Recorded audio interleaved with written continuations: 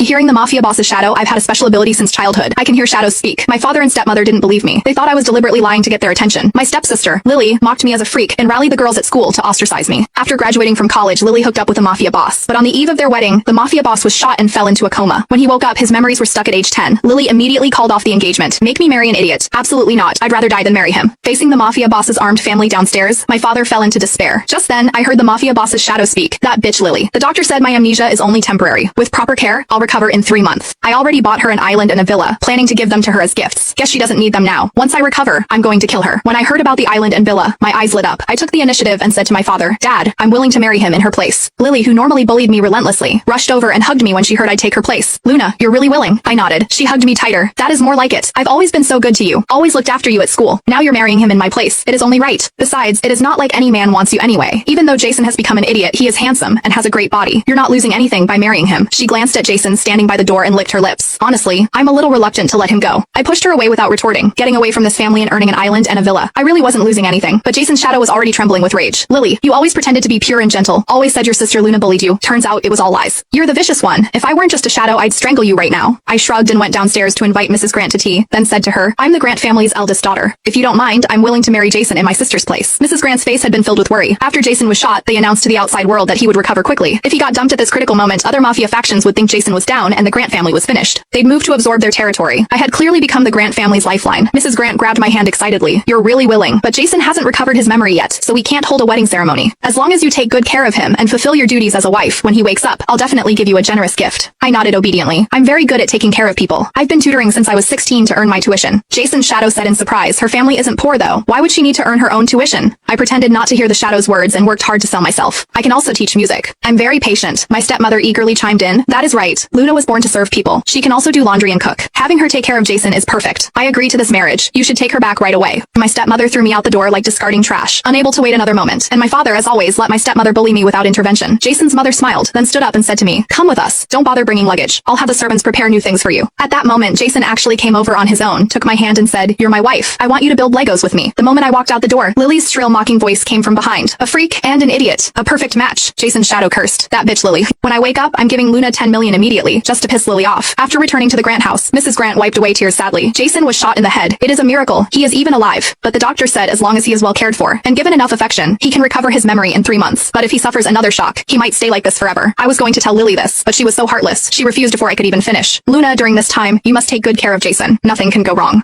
What Mrs. Grant meant was that I needed to stay by his side to help awaken his memories. At the same time, Jason's current condition couldn't be seen by outsiders. She was busy fending off attacks from competitors, so she needed someone trustworthy to stay with Jason